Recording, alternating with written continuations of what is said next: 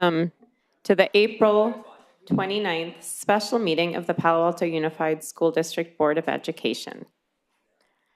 I just want to share at the beginning of the meeting that the restrooms in the district office are not working today, but we have portables right outside the door to the left, if necessary.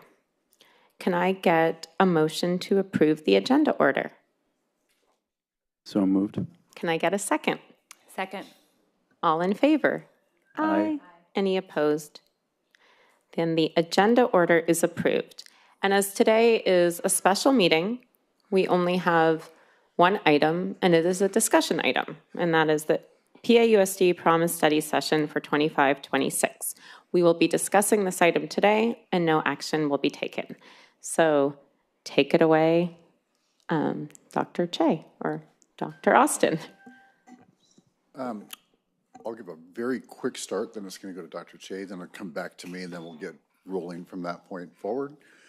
Just to set some expectations, though, there should be no expectation that we're walking out with a finished PAUSD promise.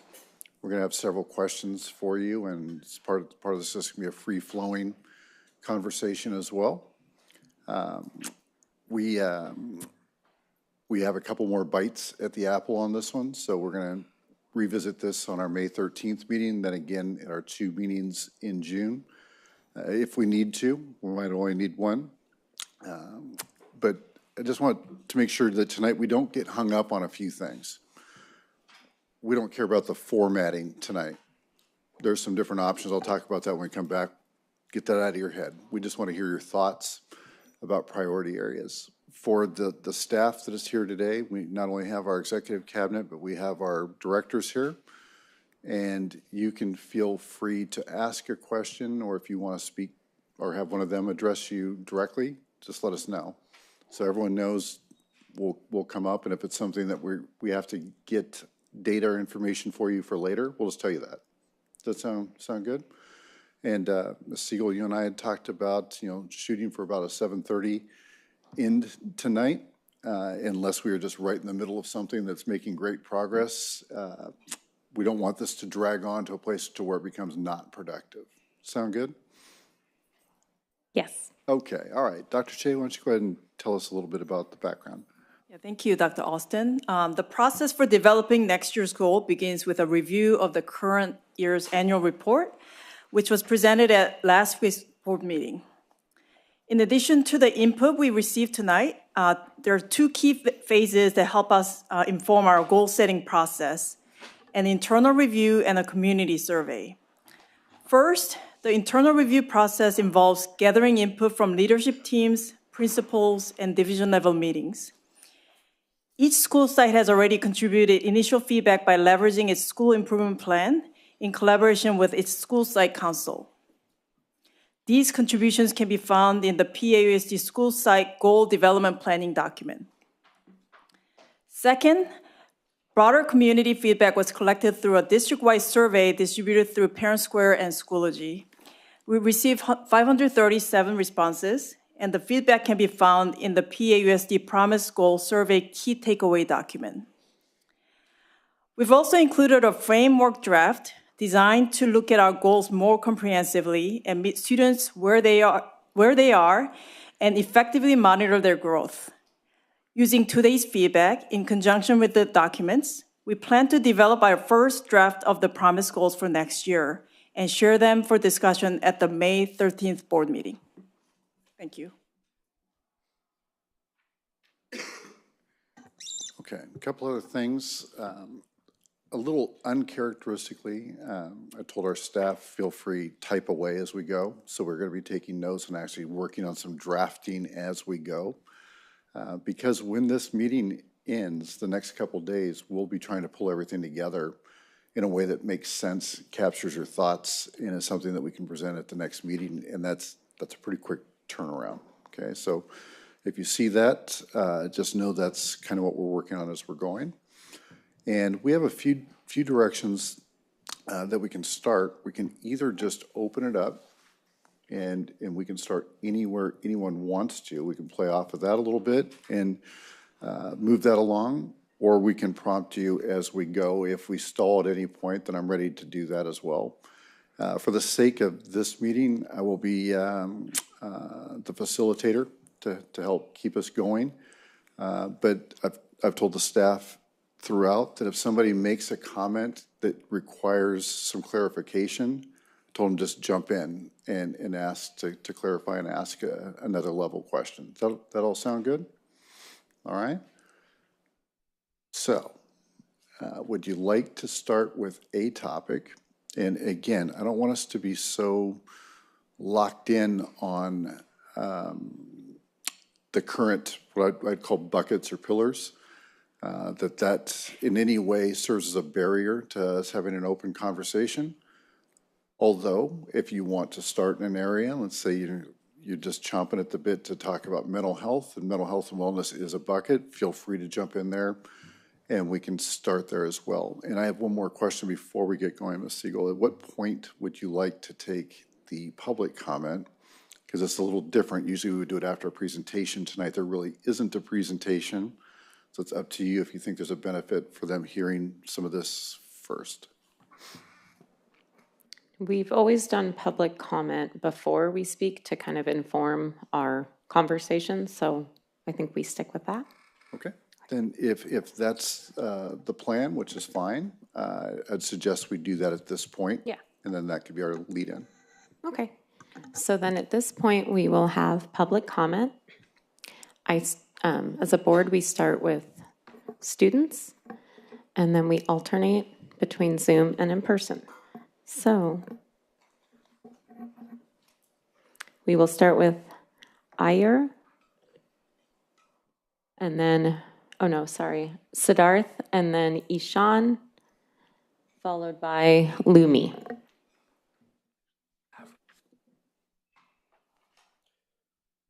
Good evening, members of the school board. My name is Siddharth Iyer, and I'm a sophomore at Pali. I'm a co-president of Pali's Environment and Medicine Club. As a club, we are here this evening to ask the board to include sustainability as a component of the Palo Alto Promise. Under the first pillar, serve and celebrate others, we must serve future generations by ensuring a more sustainable world for those who come after us. Second, under the mental health and wellness, we cannot overlook the growing issue of environmental anxiety among students. A healthy environment is crucial for mental and physical wellness. By prioritizing electrification, getting to zero waste, and offering healthier plastic-free food options, we can directly improve student wellness. The third pillar, literacy, is about preparing students for the future. In-depth teaching about not just the carbon cycle, but additional forms of pollution is essential to doing this. We urge the board to ensure that these topics are integrated into classrooms throughout the district and throughout the grade levels. Thank you for your time.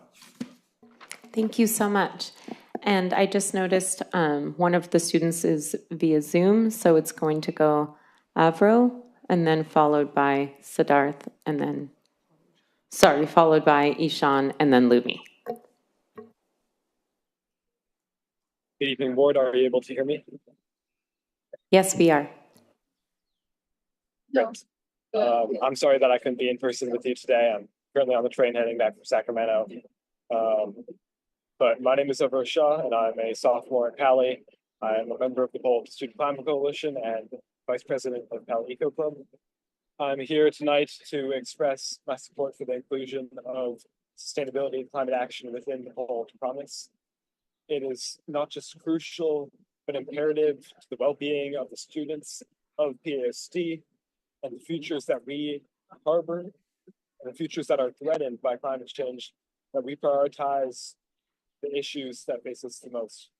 But let's take a look at what sustainability itself means. A sustainable system is one that can keep itself going without exploiting the resources so that it works against future generations. And I just want to pose a question. Is it so much of an ask to say sustainability is too much to put in the promise when we're just trying to teach our kids, to teach posterity, that all we want to say is that future generations should get an equal shot at life as compared to those the adults of today? And I hope that that's one that we already harbor in our education model. And I hope that this shouldn't be a difficult decision in terms of including into the Palo Alto Promise. Thank you so much. Thank you. Now we have Ishan and then Lumi, followed by Anika or Annika. Good evening, members of the school board. My name is Ishan Murthy, and I am a sophomore at Pali. I'm the vice president of Pali's Environment and Medicine Club. Under the fourth pillar of equity and excellence, it is essential to recognize that environmental degradation disproportionately affects economically disadvantaged communities. Finally, in the pillar of innovation, Palo Alto has long been a leader in technology, and sustainability should also be part of that legacy. One example is electrifying the PAUSD white fleet with electric vehicles, which would reduce the district's carbon footprint and demonstrate a strong commitment to green energy. This would set a powerful example for both the community and students about the importance of sustainable innovation and would pave the way for future green technologies. We urge the board to consider integrating sustainability into the Palo Alto Promise. It's not only an essential issue for our generation, but also a chance for our district to lead the way in creating a healthier, more equitable, and innovative future. Thank you for your time and consideration. Thank you so much. Now we have Lumi, and then Annika, and then Shanu.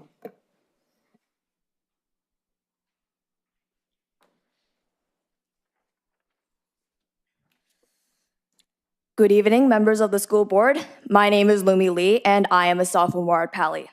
Pali Environment and Medicine Club is here this evening to ask the board to prioritize sustainability. Did you know that even if we stopped all emissions today, it wouldn't be enough to prevent the effects of climate change? The damage is so severe that reducing emissions alone isn't enough. This is where climate restoration comes in. Climate restoration focuses on actively repairing our atmosphere and ecosystems. While we support the district reducing emissions, we urge PAUSD to recognize more action is needed, removing carbon from the atmosphere to not only stop the damage, but to reverse it. We encourage PAUSD to follow Palo Alto's lead by purchasing carbon offsets and prioritizing afforestation, even in existing PAUSD buildings. These steps would help reduce the district's carbon footprint and help remove carbon from the atmosphere. By acting now, PAUSD can lead in sustainability and show real commitment to future generations. Thank you for your time. Thank you. We have Annika, Shanu, and then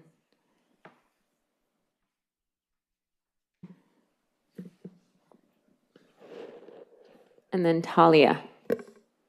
Good evening, members of the school board. My name is Annika Deshpande, and I'm a sophomore at Pali. I'm a co-president of Pali's Environment and Medicine Club. As a club, we are here this evening to request that the board prioritizes sustainability and to ensure that student voices are actively involved in these efforts, especially in the newly established Sustainability Committee. Students are directly impacted by the decisions made today, and we offer a unique and passionate perspective on how policies affect our school, future, and health. When students are given a voice, real change happens. That's why we're requesting that our club be granted a formal seat on the committee so we can send representatives to speak on the behalf of the student body. We've spoken to several board members and committee members and understand there may be logistical challenges. However, we've identified possible solutions. Committee meetings could be scheduled before school during the 12 to 1 lunch period or after school to allow student participation. Thank you for your time and considering in this request.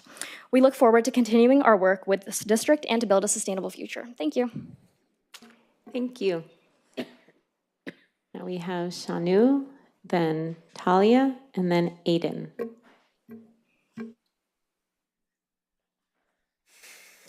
Good evening, council members. My name is Chinu Kim, and I'm a sophomore at Gunn High School, here again on behalf of the Palo Alto Student Climate Coalition. Today, I'm here to urge you to include sustainability and climate action within the Palo Alto Promise. This issue touches every pillar of the promise. From under the pillar serve and celebrate others, we should support students who speak up for the environment and our community. For the mental health and wellness pillar, taking care of our environment helps students feel better through clean air, safe ways to walk and bike, and healthy food. Environmental literacy matters because our generation will face the climate crisis. The equity and excellence pillar reminds us to protect students who are most affected by pollution and climate change. And through the innovation pillar, PAUSD can lead the way by preparing students for green jobs and climate solutions. It's great that sustainability fits so well within these pillars, but that's exactly why it also deserves its own. A dedicated pillar for sustainability will show that PAUSD takes climate action seriously and that protecting our future is a clear district-wide priority. Please show that sustainability matters and make it part of the promise. Thank you. Thank you. Now we have Talia, Aiden.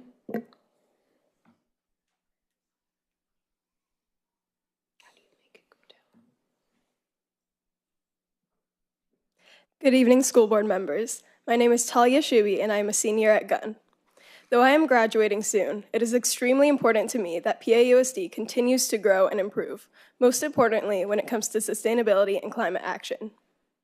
It is my generation and the generations after mine that will continue to deal with the worsening effects of climate change, and we need you to take us seriously when we say this concerns us.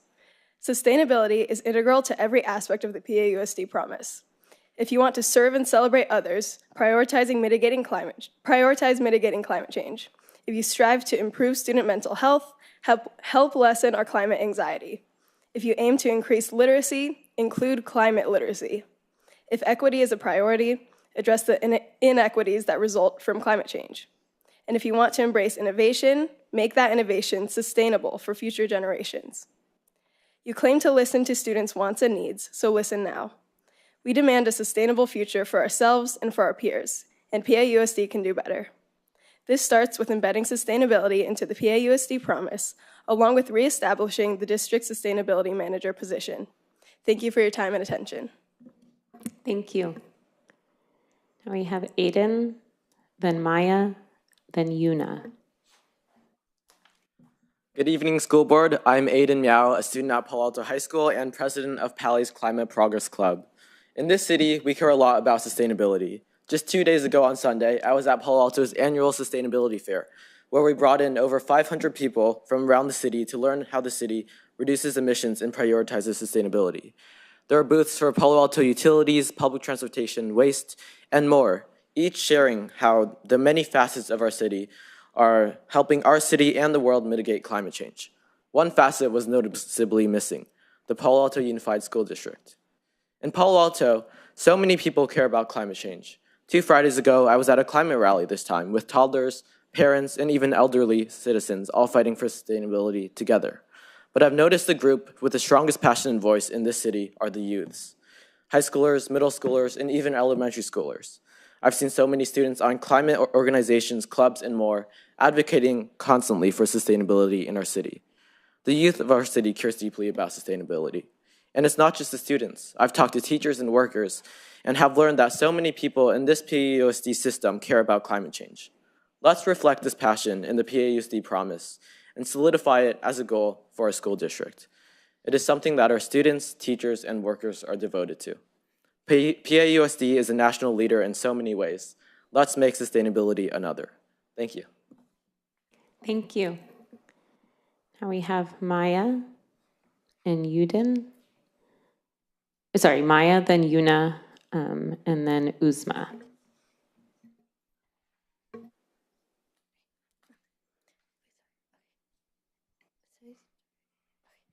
Esteemed board members, how would you feel if people didn't trust your school board elections? I am Maya, and I'm a site council commissioner at Fletcher Middle School, and I will be introducing you to a problem in our student council election process. The problem is the general election process is not trustworthy to our student body because none of the process or results were conveyed. We ran a petition across Fletcher Middle School that got over 200 signatures in 1 week. This is what we're trying to implement to our student council elections throughout the whole district. The numbers speak for themselves. Way too many students in our student body aren't trusting our elections, along with an overruling majority of our very own student council. Say just a couple people from our school are concerned, then it's not a huge problem. But if hundreds of people in the mass majority of our student council, the very people who got elected to represent our school, want this change, someone needs to take action. I'm going to let Yuna continue this.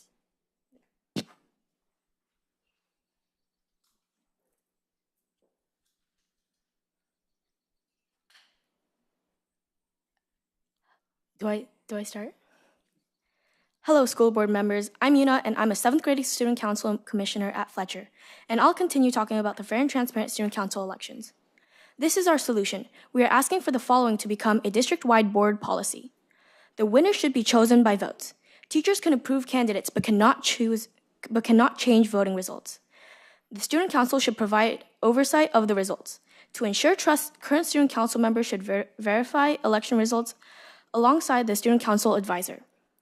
Initiate a clear process. Election rules must be shared with everyone in advance and remain unchanged throughout the election process.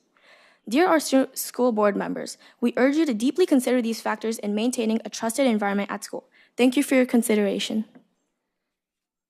Thank you so much. And that is the final student speaker that I have. If there is a student here that I missed, just raise your hand. Okay. And I just want to thank all the students who came today. Right after school, I really appreciate you coming to speak and advocate. So thank you. So then we have Uzma and then Edith. Oh no, sorry, Uzma and then, but I see her. She's here.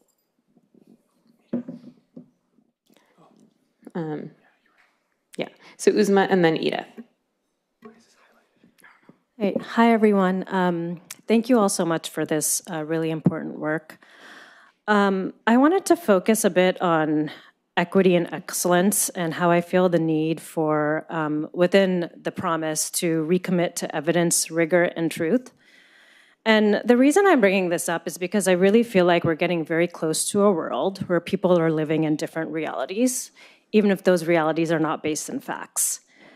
We've seen truths be distorted, attempts to erase history, and that hurts our most marginalized students. They can feel unseen and not represented. So I ask you to ensure evidence-based reasoning. You have wonderful staff and teachers who exhibit this every day. They use historical frameworks, primary sources, and more. We need to keep out the harmful noise and misinformation driven by politics and listen to actual experts. I know many of you have already been meeting with teachers, which is great. There's no better place to start than with them. I would love to see this solidified within the promise somehow, and perhaps an example of how that could happen is having ongoing teacher development training, and for staff too, and having panels of experts. For example, historians talk to our history teachers. You can do the same thing with math frameworks, so talk to our math teachers so that we really focus on the truth and rigor and evidence. Thank you. Thank you. We have Edith Cohen and then Nayeli Gomez. Hi, so I agree with a lot of what the prior speaker said. The prior board promise included goals of equity, excellence, and wellness, but often delivered the opposite, while misrepresented failures as successes. A flawed ideology that claimed that delaying, lower expectations, shaming students for excellence, disrespect to families, and some divisive and ill-conceived ES class can deliver all this, and of course it failed. Changes to the middle school math program and early literacy actually took us backward. Our disadvantaged Latino students' achievement went from well above the state average for the groups to below. Our advanced students are continue to be obstructed. At neighboring MVLF, for example, 40% of 9th grade students are placed in Algebra 2 and above versus only 20% at post, and also a much less diverse group for us. And for wellness, we lost 2 students to suicide in the last 2 years. Students do not feel supported, families feel disrespected and silenced. So we need, you new board members were elected by a frustrated community that wants change, and to turn this negative inertia around, we need to not only set very explicit goal settings with solid metrics aligned with evidence and data and accountability. This is a $34K per student per year district that can, and with the right leadership, deliver for all academic Thank you achievements, so much. challenge. Please email the rest of your comments to pausd.org. Next we have Nayeli, and then Christina Schmidt, and the last commenter is Maribel Ramirez. Buenas noches. I remember the first the Promise Committee meeting I participated in some years ago. I logged in because I saw it advertised in one of the district emails. My feedback was to include the word belonging and I work to make that truly happen. All families need to feel that sense of belonging. I have participated in site councils in elementary school, middle school, under normal conditions, and during the pandemic, in person and via Zoom. I have analyzed the CIPSA, now the CIPS statistics, very focused on our Latino community. I have asked questions and reached out to my community for feedback. My perspective was made sense and show our community's perspective. That data is just data. It can be interpreted however anyone wants if there's no underlying context, if you don't understand what and who are you evaluating. No one can talk about our Latino community unless they know us and they are with us navigating our circumstances every day. That's why we have recently become more active inside council, PTA, etc., so we can have a seat at the table and not let anyone who doesn't know us speak for us. Every Student Reach Initiative and Dreamcatchers After School program have been good efforts that need continuity and enough resources to serve the increased demand. There's still a lot to do for our community. We're here.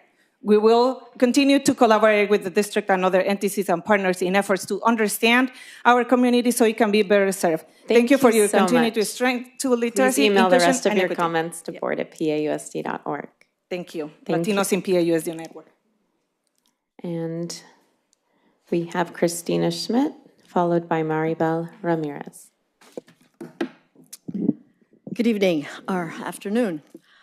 Palo Alto offers amazing opportunities that sets us apart from all other districts in the state. Public education aims to equip students with knowledge, skills, and values that they need to thrive and excel. That said, we must always address inconsistencies.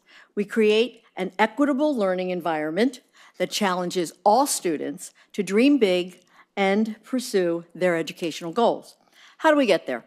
We support professional development that empowers educators with strategies and resources to uplift students, that is, our excelling students and those who are struggling.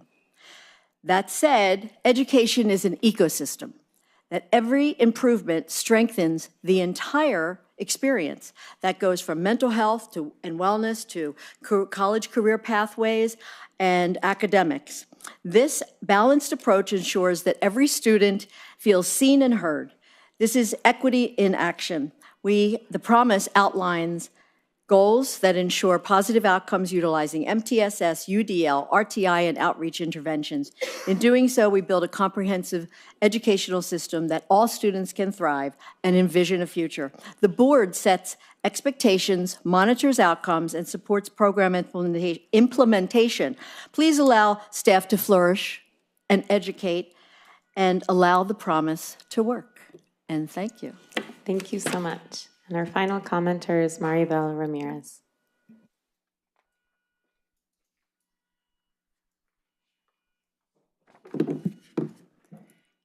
Hola, buenas tardes. Hi, good afternoon.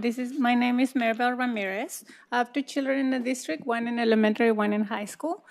And I've been involved in the district in site council and PTAs. Recently, I became an executive vice president of special education PTA, and that's because I have a child in elementary with an IEP. So it's one of my core needs to help the community with the special ed communities. I'm here because I would like to bring awareness of the specific challenge of our Latin community. I would like to invite all members of the district, parents and students, to get to know our community, our needs, our challenges, but also our progress. I believe that in collaboration, we need to invite parents to integrate them and let them know how the surveys works, how the measurements are done, what are the evaluations are done for, and how can the kids benefit from learning from these surveys. I believe the partnership that with the parents is a key because we need to tell them how the school system works so they can better navigate. We need to do better, and I know we can. Our community is strong, not just in numbers, but also in members that we want to collaborate and create change. Thank you. Thank you so much. Thank you. And that is the end of public comment for this discussion item. Dr. Austin. All right. We have talked about so much as a staff and also during our meetings together. I just want to touch a couple things real quick, and it's going to be a little bit of a spaghetti on a wall approach. I'm just going to hit just kind of all over the place. Listening to the comments, it takes me back to when I first arrived here, and there was a real discussion about what does equity even mean, and is it inclusion and a sense of belonging, or is it an improvement in equaling student outcomes? One of the questions asked at that time was, which one is it? And I think it needs to be both, and we need to think about that. Some things have improved dramatically, some things haven't. I was just going through some of the old reports that we've done, and I came across one that said if you are, it's actually a statistical analysis, but if you're a Hispanic student in our district, you're 6 times more likely to be identified for special education. That's not okay. And yet that hasn't changed dramatically. We live in a community where a lot of people get extra help outside of our school system. And I think we have been pulled into some conversations about, is that okay or not okay? And I think that's none of our business, to tell you the truth. I think that's something to be aware of and to know about, but not to dictate. So then we've been asked about the importance of tutoring. Should we be doing more tutoring and providing that afterwards to try to level the field? That's an interesting conversation. We don't spend a whole lot of time talking about Tier 1, which is that first experience in your classroom and what can be done in that classroom, especially given our conditions here, which are better than most of the state when it comes to what our kids walk into, what our teachers are equipped with, and our recruitment and retention of top quality teachers. So that's something I want us to think about. It's really easy to go straight to the intervention kind of things. When we talk tonight, and we've discussed this a little bit already, but I really want the board to think about outcomes, desired outcomes, instead of leading with proposals and inputs. Okay, so here would be an example. I'll just give you an example because it's a really easy one.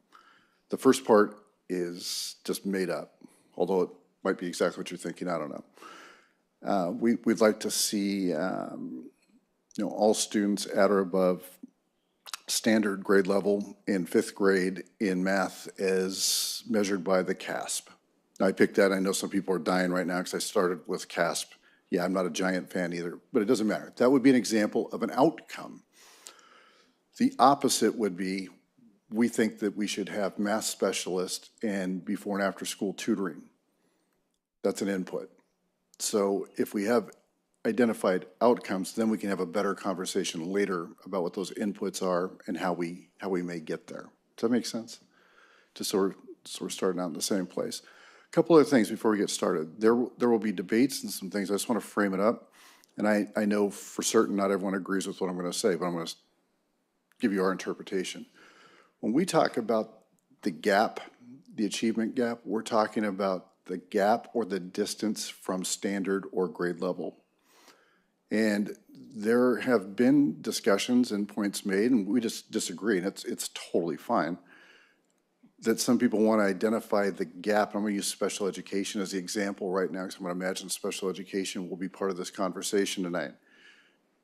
When we talk about a gap, we're talking about the gap between where that student is and the difference from standard, not where that student is in our average student, because our average student is multiple grade levels ahead. This place is not typical, right?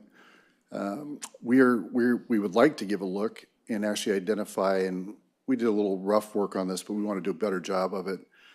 How many of our students are above grade level in every measure, meaning in math and English and whatever it is that we test? That percentage is not going to be small. It will be somewhere north of 50%, certainly, and probably in the ballpark of 70-ish would be my guess. An issue that's not to solve, and I just want us to be aware of, is high-performing, high-demand school districts like this focus through a deficit lens, sometimes to our detriment. Meaning that if we're always looking at the most narrow band and representation of a place that isn't making the progress that we want, and we neglect to talk about in any way the students who are thriving and are just doing amazing things and want to do even more, that's probably a mistake. And I think in the beginning, I'll just use one example, using early literacy, and then it morphed to literacy, was a very discrete, narrow focus. In fact, it was a very narrow focus. That was right for then. That we had to show that we could move the needle on something, and we chose that, and there was some discussion about it, but at the end we just said, choose something and let's go make it better. And we did. I don't think adding another layer of narrow focuses is the right next move. So I just want you to think about maybe there's some other ways we can capture it. Last thought before we get going. We're going to launch into mental health here at one moment in time. And I think there's another caution here would be to decide if we're successful or a failure based on the most extreme things that can happen in a school district. Mental health is different than specific conditions that are impacting students, okay? So I'm going to use an example of mental illness is not part of mental health. It is actually it's a very separate thing to deal with. And we can measure success or failure in a lot of ways, including how many supports we have for students who need to talk to somebody therapeutically. But mental health might be way more basic than that. We might be better served to consider capturing feelings of belonging, connectedness, connected with a caring adult, healthy habits, drug and alcohol use. That might be a place that's broader and can really give us some measures, because I know all of you have expressed struggling with how do we quantify a successful mental health measurement of any kind. And the more we thought about it, we thought maybe we have to get more basic. And we already do some of this, and we've presented some of this information, but it takes a back seat to some other things. So I'm gonna leave it there, but I just want to get us started here, get your minds going a little bit, and then we're gonna sit back and take notes and ask some questions. Sound good? All right. Let's see. Why don't you? Okay. Trustee Durop, thank you. I think I want to start at a very high level first, because I think the conversation will morph into details. But just in terms of the topic areas of the promise, I think those were initially developed back when we were in a very different situation. So as I was listening to Dr. Austin and looking, for example, at equity and excellence, we created that before we had a SWIFT plan initially.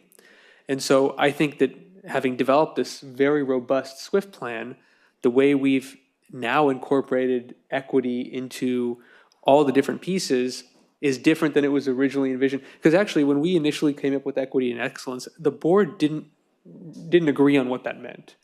As I recall, the board did not have a unified agreement on what equity meant.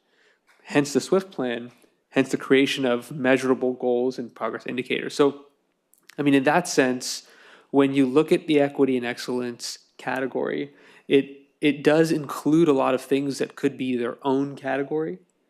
And by the same token, I think reorganizing a little bit how we're looking at these big categories might help us get a little more focused in terms of how we're measuring things. So just my high level, thoughts on it are, if we were to break up academic achievement into its own thing, whatever we call excellence, the excellence part of equity and excellence, right?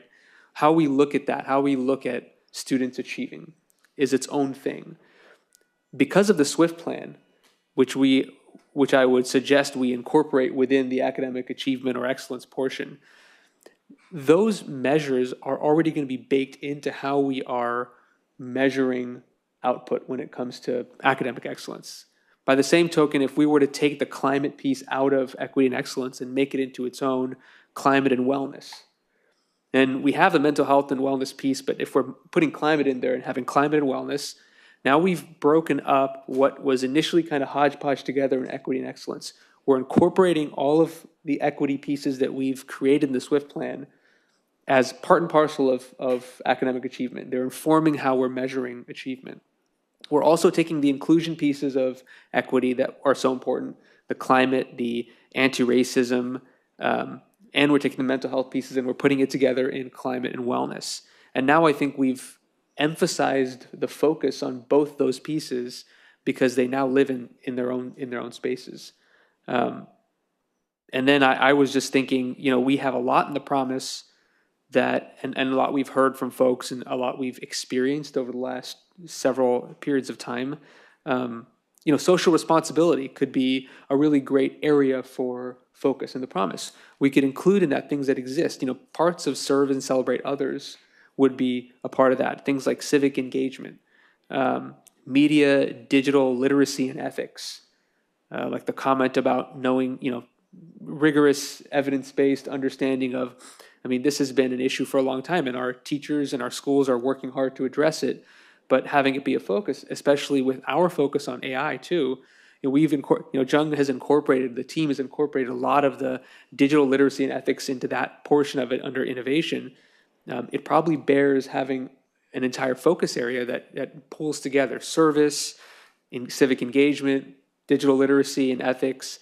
The board can talk about, does sustainability fit there? I know that's a priority for many board members. So those were I know one of our exercises was to look at the framework and think of 3 things. And my 3 things were, maybe we reorganize how we're lumping together equity and excellence, break it up into whatever we want to call this piece about academic outcomes, which have always been important. We always need to know how our students are doing academically. But having a SWIFT plan now, we can look at that with a new lens, understanding that all those equitable outcomes that we're looking at are incorporated in academic achievement, and then focusing on climate and wellness separately, and then this other third thing that I think pulls together the things we've been talking about, social responsibility. So there's a high-level initial thoughts. Get everyone warmed up, get it moving. Thank you, and I appreciate starting with the high level. That's really helpful. Before I take other board member comments, are there any staff questions taking notes? No, and I want to reiterate to everybody here, everybody at the table, if you have got something to share or stop or tag on to quickly, just do it. Just do it. Stop. I want to mention that we, a couple of years ago, we started to recognize students for Seal of Civic Engagement. And that was a huge accomplishment. We really try to make the process not application-based and look at the attributes of students and their experiences as well-rounded, their hours of service and their understanding of history and all these things. Look at their coursework, and about 85% of students are graduating as a senior with the Seal of Civic Engagement. And that certainly can fit into the social responsibility. And we're doing so much. This thing where, when I went to visit, I visited Palo Alto Middle College High School, right? And I was there during Buffalo period, and they were all talking about integrity. And it was like a period where the students and the teachers were getting into a very deep, very nuanced discussion of what integrity means. And that kind of stuff, that is, we're focusing on it in our schools. And so the question is, should it be a level, should it be something prioritized at our level to make sure our students are also focusing? Like your framework says, we're really looking at this well-rounded student who is capable of going into the world after high school and contributing and being successful. So the things we're already doing could really fit into that. Yeah, and I want to just mention that there's a shift from also like at the state level towards that. That's why they release things like Seal of Civic Engagement. There's a movement, definitely. Thank you. Board members, anyone want to go next? Yeah, could be Follow-up could be on a different topic, same topic. While people think, by the way, I don't know if there was an announcement earlier, but the bathrooms are out of service, so there are porta potties outside, just. I did announce, yes. I did announce at the beginning. Okay. Any comments?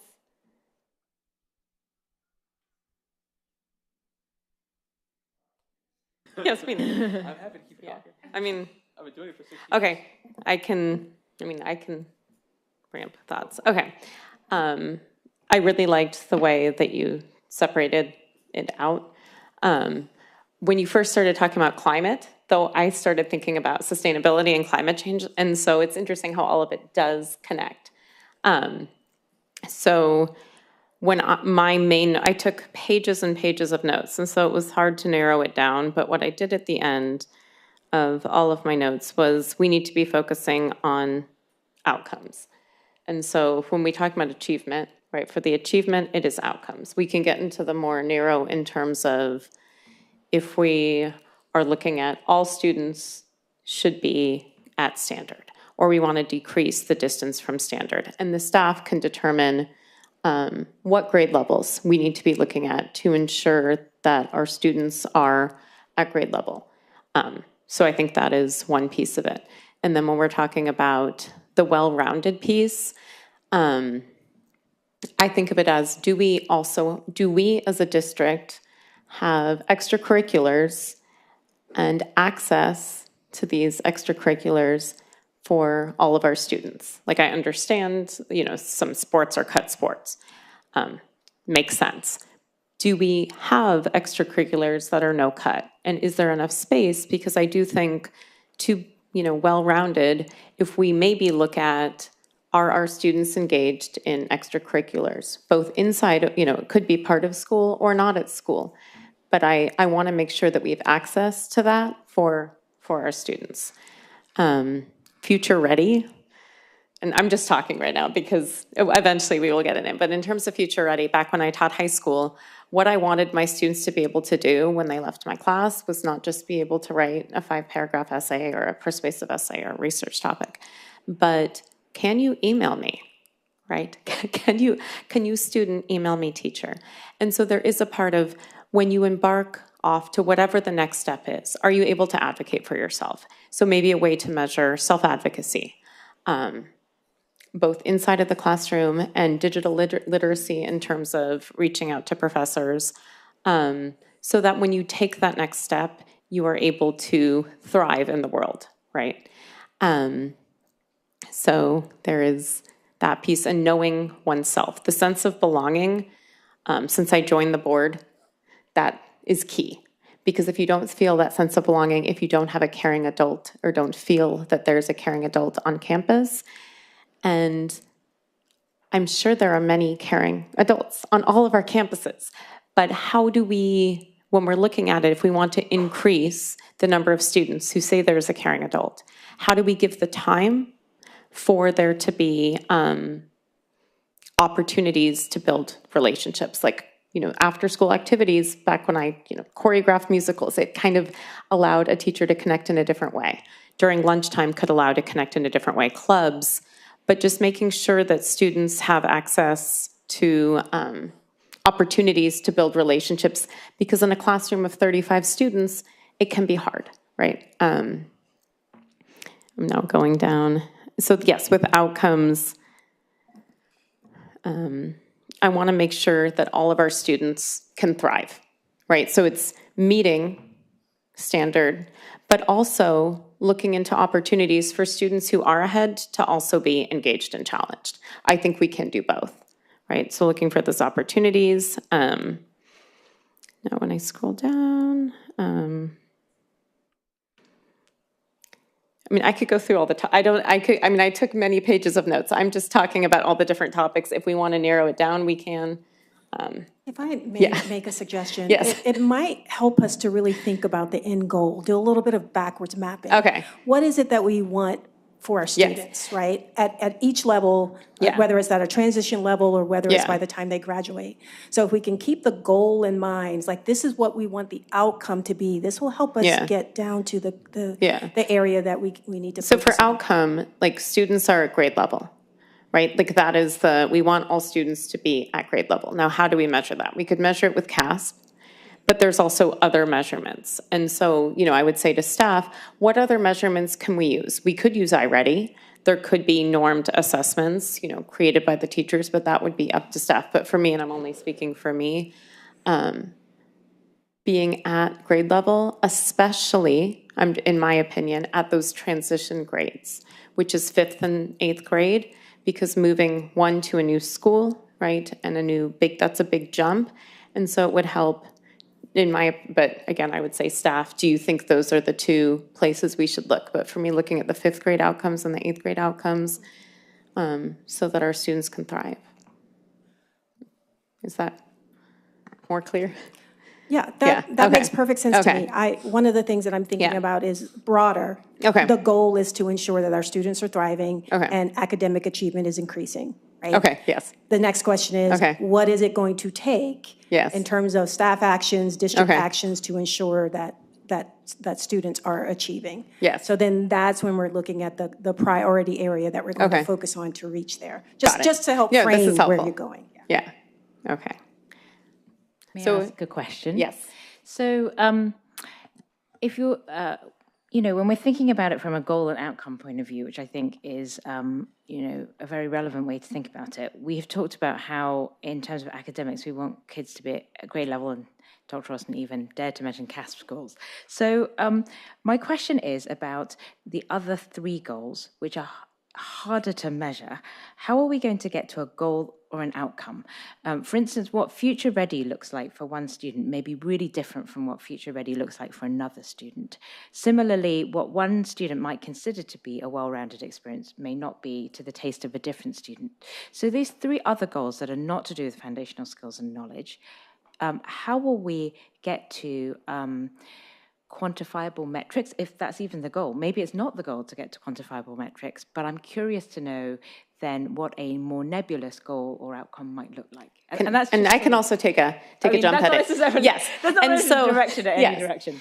And so maybe and this is again just a conversation, but maybe it's that students are in one or more activity, and that activity could be robotics, that activity could be math, that activity could be community service, it could be dance. But are they in an activity after school? And what well-rounded means, right, to one kid could be very different. But that's when I was thinking about it, I was thinking, is there one or more activity outside of school that a student is engaged in? And if not, then the question is, do we have so that a student doesn't have to travel and doesn't have to pay, do we have these activities within our district to ensure that if a student is not in it, it's not because of lack of access, is what I was thinking, but I'm eager to hear from the rest of the board. Is it better to measure the opportunity or the taking advantage of the opportunity? Because, I think those are 2 very different things. We can measure both, but I think we go down kind of a slippery slope if we are measuring success by the number of opportunities that students are taking advantage of, because then it's sort of the cart before the horse. We might be missing barriers that are preventing students from accessing the opportunity before we even figure out. So it just seems like, it's sort of like this. And we've talked about this example, which is, do we measure academic achievement based on our scores, based on students being distance from standard? Or do we measure academic achievement based on number of honors courses or number of advanced courses students are taking? And similarly, the trap we fall into if we're measuring it based on number of certain courses students are taking is that we're not really measuring what we want to measure. Now, if the board were to say, and this is important for us to address because it's maybe an elephant in the room, but it's just, this was not a priority for the prior board in the promise, as much as I think I've heard it be a priority for maybe the majority of board members over the election cycle, which is in addition to measuring students meeting standard, which has personally been a priority of mine, right? Is it a priority of this board to also measure or to prioritize academic acceleration? And if that's the case, how are we going to measure that? I think those are important. I would much rather have that discussion now rather than us give staff the impression that we want to generally stick with the categories we've stuck with and then later on try and shoehorn acceleration in because everybody, the majority wants that. Because if we talk about acceleration now, I think we can get really good answers to questions about, well, what does that mean? How do we measure it? And then I can say things like, I don't think we should measure it by the number of honors courses students are taking. We can talk about how we with fidelity incorporate this idea of academic acceleration, which I know that many board members want, with this idea of making sure students are meeting standard and figuring out a way that we can measure both and prioritize both.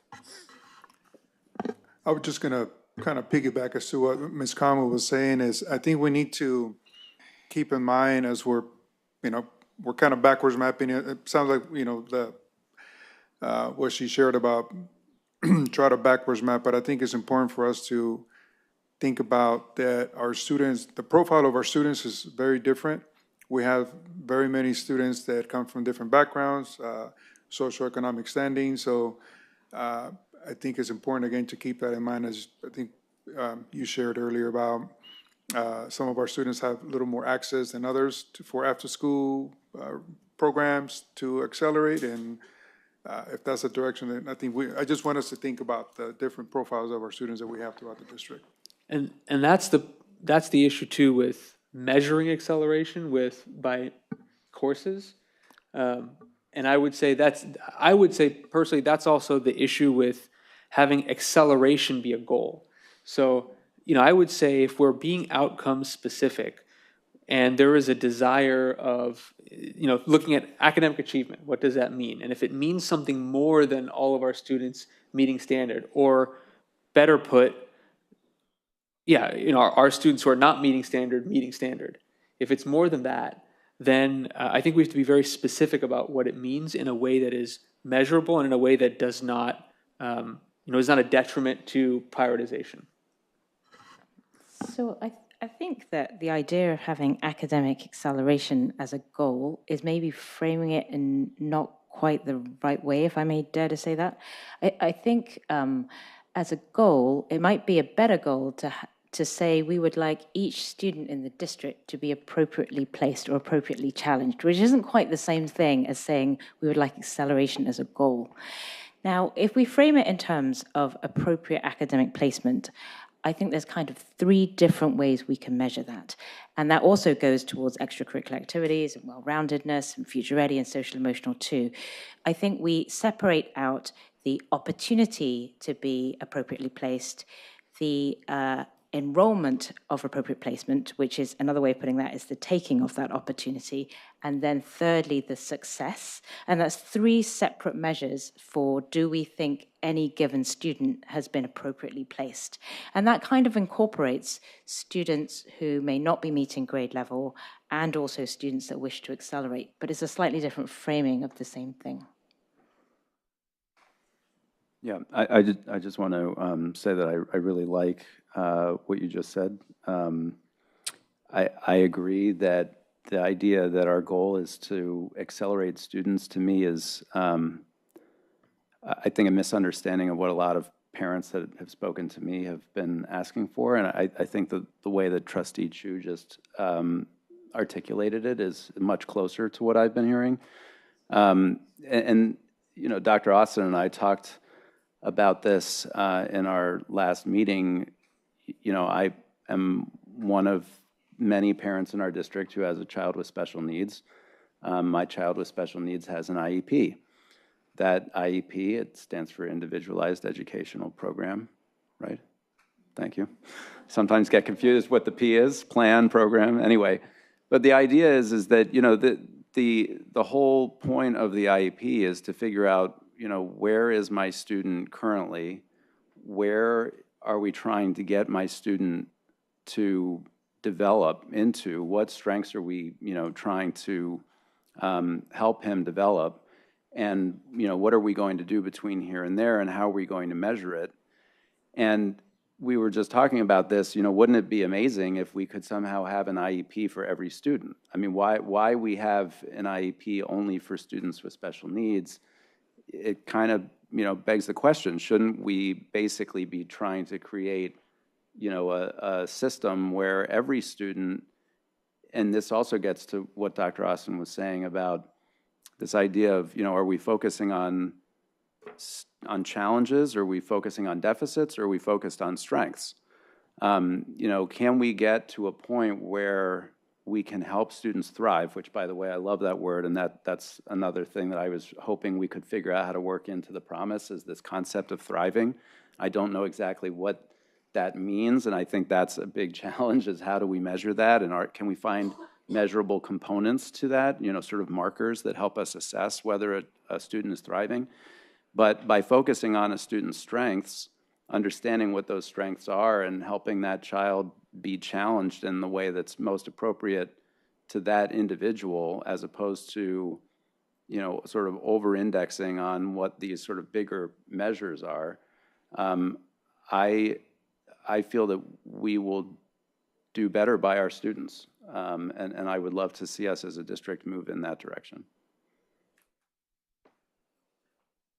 If I can ask a question of staff, Dr. Lopez or Ms. Conaway, when we talk about appropriate placement, what is the outcome that is tied to? Because as I hear appropriate placement, I don't hear an outcome. I hear a methodology. So what is the outcome? I agree with that. I think really what we're talking about is intellectual engagement, right? We're not really talking about where the child is placed or what course a student is taking. We're talking about excellence and rigor in learning, right? So the goal should be that each student is intellectually challenged. So the measure is, to what extent are the students receiving a level of instruction that's appropriate for their particular place in that moment. Those students who need support receive the support. Those students who have the ability to excel can do that. And that doesn't require a new structure. It requires a focus on universal design for learning and some of these other components that we can do that in the context of the same classroom, not different coursework necessarily. Although I do think we need to make sure that we're offering a access to courses that are rigorous for all students. That doesn't mean everything, but that means being intentional about curating those course lists that are responsive to the needs of the students that we're serving. And just to piggyback on that also, our middle schools, elementary, middle schools, high schools, their universal schedule is very, the course offerings that we have are very robust, especially in, math, science, social sciences, English. So the systems that we have in place already are there. When students, when we talk about making sure that our students are appropriately placed, our teachers do a good job along with our counselors to have those conversations with students and parents about, how they're doing and possibly if they want to, if they feel that they're not properly placed, there's systems in place, obviously, that we have for us to follow that process. So I feel that what we have is very robust as far as to be able to properly place our students, but also provide those services and for those that on the low, middle, and high. So I would also encourage us really not to focus on the placement piece, because I feel like we're creating another competitive environment where placement becomes the essential thing that kids are worried about. We have that already, but if we can talk about this in terms of how do we ensure that we are actively engaging our students in a meaningful way, I think that's getting closer to what we really want the outcome to be.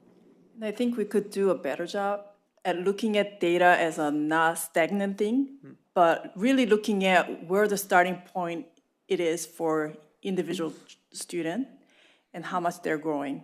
So some way of identifying and coming up with criteria for growth that will be really valuable. And the other piece of the data, it's hard to quantify everything because some of the reasons why students come to school is like extracurricular and things like that. And those are the reasons why they want to come to school. And sometimes it's hard to capture that. And we're dealing with human beings. So I think there's value also in looking at qualitative data and then looking to convert that into quantitative. Thank you. Yeah, Trustee Kamai? Yeah, I want to pick up off a couple of things that were mentioned that I really like, and I appreciate this conversation.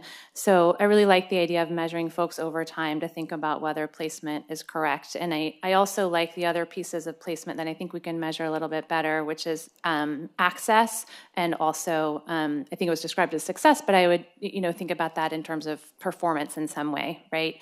And this would be at all levels. So this would be making sure that folks get support they need, as well as any type of advanced opportunities. And I would proffer that one place we could do that would continue to be at those transitional points, but maybe not just at 5th and 8th, but also at 6th and 9th, right? So we're seeing how are people leaving our elementary schools, how are they testing, what do they have access to in that next year as they're beginning a different school, what opportunities are being taken advantage of, and then based on some type of metric, how are people performing? So we could do that 5th, 6th, and then again at 8th, 9th. And I agree with you that we could do all, different types of qualitative measures as well, but CASP would be helpful too, right, as something that we could continue to look at over time, and also serve as a basis to compare with neighboring districts and other places to kind of measure to see how we're doing. And I'll just, mention something else that has been talked about a couple times about where do we put this bucket? And I like what Dr. Austin said earlier of, in the past we named out literacy, but maybe we don't need to do that anymore. And I agree with that. I think it's a little bit broader. We're not just talking about literacy. We're talking about history. We're talking about numeracy. We're talking about languages. We're talking about things across the board. And I think it's actually bigger, too, than just foundational skills and knowledge. It's more than foundational, right? We're giving folks, hopefully, access to a broad range of electives, et cetera. So I want to think a little bit about how we can frame this in a way that's measuring the academic opportunities we're giving to folks across the board. I have a question for my colleagues. Yeah. Oh, no, you can ask your question. And the only thing I was going to say really quickly is, and we are doing a very good job of these secondary semester 1 performance reports from each of the schools, which I went through over the weekend. It's not just a breakdown of grades, it's action plans for the students who are struggling. So we really are looking at what is happening from 5th to 6th grade, and what are the 6th grade teachers and staff doing? And then what's happening in 8th grade? Because each school broke it down by grade level. It was looked at overarching, and then by socioeconomic and race, and then what is each school doing? What are the principals doing in order to improve the outcomes? So I just wanted to call that out as I went through all the packets. Yes. While we're on, I think we're talking about sort of this, whatever we want to call it, the academic outcomes piece. While we're on it, there was one sort of foundational kind of ethos that was with the old board. I think Todd Collins said it first, but everybody sort of went with this. And I want to ask if the new board, the current board, feels that is also a driving measure or a driving ethos, which is we can't call ourselves the best school district in California if we're failing our most underserved students. And, that is, now none of that is mutually exclusive with anything we've talked about, but it does, it is important, I think, for staff to know that is a driving requirement for the board, because I think it informs how we talk about measurements, how we talk about priorities. And again, not mutually exclusive of anything. But I think it's important that all of us share, just so that it's clear where we stand. I mean, that's an easy answer for me. Absolutely. Yeah, same. Okay, yeah. And and when you look at the foundation, because if we don't have everybody, that's why I said to me, at grade level, right? So that's the foundational skills and knowledge. And if you look at how this Venn diagram within Venn diagram, it's also the growth zone, right? So it's, you have but until we have that, you can't go up, the hierarchy, so there's that piece where we want all students to be. And we also, would love all students to acquire new skills, find purpose, be challenged, and that we can do both. But it sounds like everyone on the board is saying the foundational skills and knowledge which we can also, in terms of outcomes, which is what I was talking about at the beginning, what does that outcome mean? Grade level standard, and staff can determine how to measure, when to measure. I was proposing the transition times, but not just those times, and also when to present that. What would be the most helpful times to present that to the board? So, yeah, does that? Okay. And I think, like there is a statement in the SWIFT plan, right? The first statement in it, which is what was the goal of it? Which was, I forget the words, but it was basically ensuring, every student has, ensuring academic excellence for every student, regardless of background or demographic or zip code. That is, it sounds like a really strong guiding principle for this category that we've been talking about achievement. And I don't know what we want to call it, because that also makes a difference, right? What we call it makes a difference. We can call it academic excellence, but that has one connotation. We can call it academic achievement or success, which is success, who knows what that means. Probably means more than just academic achievement. We can be a little broader and talk about every student being able to thrive academically, because it is true that I think it is important for us to have an area in which we do measure those academic outcomes, right? That's not something that anyone has said is not important, but it does matter what we call it, because I think it frames our thinking on how we're approaching it. And one quick thing before we get to what to call it.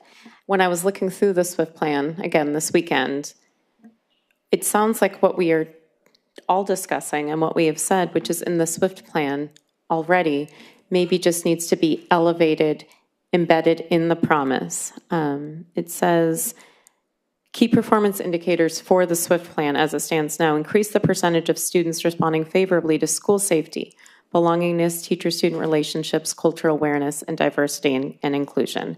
It also says decrease the average distance from standard on the Smarter Balanced Assessment to English language arts and math. So we have that in there, and making sure that that's elevated into the promise. It could be broader than just math and in English, but we have it here. Let's elevate it, amplify it. It sounds like that's what people have been saying. So back to the topic of, yes. Yeah, yes. I just wanted to speak to Mr. Darab's comment about what to call it, the big bucket, because we do have the tenets in there, and I like the idea of focusing on academic excellence and rigorous learning. Those are two outcomes goals. They're not inputs, right? So it is, what do we expect students to have when they transition or leave us or get to the next level? It is, they have the experience of a rigorous curriculum. They have the experience of, being engaged intellectually. So I think thinking about that as the big bucket, and what you put under it is where you get into the nuts and bolts and inputs on what you want to see as a result of that. Yeah, and what I wrote underneath that was, just ensure that every learner has the right support and stretch goals so all students can thrive. Like looking through the KPIs of the SWIFT plan, that kind of summed it up. Okay, sorry, Mr. Durrell. And I think I like that. I mean, I've certainly been guilty in the past of painting rigor as a bad word, but I think if we can build that section and incorporate all the work that we've been doing, then I think that's great. I've got a couple of questions before we get into this discussion about what to call the big bucket. So far, the discussion has focused, I feel, a lot on, whether we call it academic excellence and rigorous learning. It sort of sits within the foundational skills and knowledge. There might be a couple of reasons for that. It could be because we've already alluded to the fact that foundational skills and knowledge is more quantifiable rather than qualifiable, so it's easier to measure. So we haven't talked a lot about how to measure the other three buckets. But my other question is, I'm just looking at this slide. I had always thought that comfort zone, explore zone, learning zone, and growth zone, in fact, I asked Dr. Austin this question, belong to each of the four buckets. But I've just noticed the colors of the four buckets that are in the middle. Are we suggesting, because it's a lighter color, that if we don't have the foundation, we can't build on the others? Or can we start with the others, and is it equally viable, I suppose, to consider student success in one of the other buckets and prioritize that above foundational skills? This is just a way of looking at where students is starting and then the growth. So that diagram can be created with future ready, for instance, and some of the metrics potentially. Part of the dashboard is college career indicator, which captures like work-based learning and seal of biliteracy, multiple other different things that looks at not just the academics, but other areas like career pathway, completion rate. So just looking at where a student is starting, what it means for each child, like IEP, right? Like you said, what if we look at every student as like IEP, having an IEP, like starting comfort zone for student A could mean different than student B, and then just moving through, just a diagram, so that can be applied to any of the buckets. Right, so that was my assumption, that you could apply this 4-level metric measurement to any of the 4 buckets. Yeah. And it's just a coincidence that foundational skills is a lighter color. We're not we could have done it with other ones, yes. Right, but there is an argument to say, if you don't have foundational skills, it's hard to succeed in, say, for instance, being future ready, right? If you are leaving school without, or you're graduating either middle or high school without foundational skills and knowledge, and you are below grade level in those, then that makes that prospect of being future ready harder. So I'm just really asking, are those 4 buckets equal, or would we as a board consider them one to have priority over another? I think they're interdependent. Like, social emotional well-being, right? Like if students don't feel comfortable coming to school or they don't belong, it's hard for them to learn and get onto the other zones. So that's why we put the student at the center. Again, this is just a visual as a starting point, but it is all interrelated and interdependent. So what I think I hear you saying is that the 4 buckets in the middle that surround PAUSD student are not only interdependent, but they're also equally valuable, right? They're all valuable, yeah. Yeah, okay, thank you. Yes. Something? Yeah? I've been debating this, but I'm going to blow the whole meeting up right now, so here we go. Now that I have everyone's attention. I want to make a statement, and it's not, I haven't gone through and counted each response, but I did read all the responses for the surveys. There's not a topic that gets more negative comments than equity and excellence. I just don't say that out loud, because why keep pretending that that's not the reality of where we are? Number 2, the most common, and when I say most common, it might be second, but I'm just telling you, when I read through what I was struck by, a common request is to replace it with more math and science. I just read them. I mean, I'm not making it up. So I think at some point, we need to be pretty explicit, and maybe it's not tonight, but what do we believe when it comes to how far we go as a public school district? So everyone in this room has an opinion about math, so let's just jump in there. We already accelerate our students a full year. They get a 4th year of math in 3 years in our middle school. It's already an acceleration. On top of that, you can accelerate another. That's 5 years of math when you're like 12 and 13 years old over 3 years. So one concern I have as I'm hearing this is why I want to push on it a little bit. When we talk about whether it's appropriate placement or appropriate rigor or matching skills with our program, to what end and at what level? Because when we get to high school, you can kind of go at your pace. You can for the most part, you can do a lot of things and really stretch. But at middle school, which seems to be, and we talked about this transition point, one thing I can tell you, going through this more critically, I don't know how we capture this in the promise, but maybe we just need to spend more time on transition points, period, because it seems to be where a lot of things happen. Services are written in, and I'll give you an example. We haven't touched special ed hardly at all.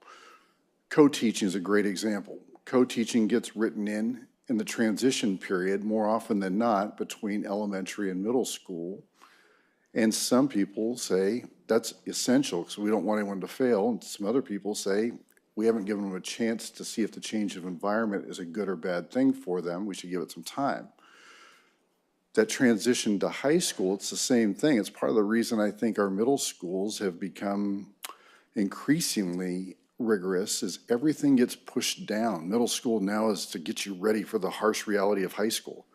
Now, why can't middle school be for 12-year-olds?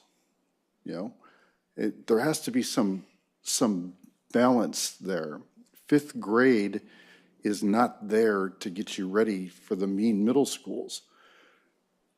But a lot of our issues seem to go back to these transition points. And that's why when you, Ms. Siegel, when you mentioned possibly using those transition points as places where we really do our benchmarking, that makes a lot of sense. But I do think I'd like to capture some thoughts here around when we're talking about matching ability and the concept, and I told Mr. Salzman that when he mentioned the idea of an IEP for every student, that was my master's, one of my master's essays. I wrote on that exact topic, so we clicked on that. I love that concept of an individualized education. I think with some tools in the future, we might head that direction. It's probably a little out in front of us right now. But it gets back to this basic question of what is the role of this school district and what is that core? If we don't know that core, we can't write a plan around it.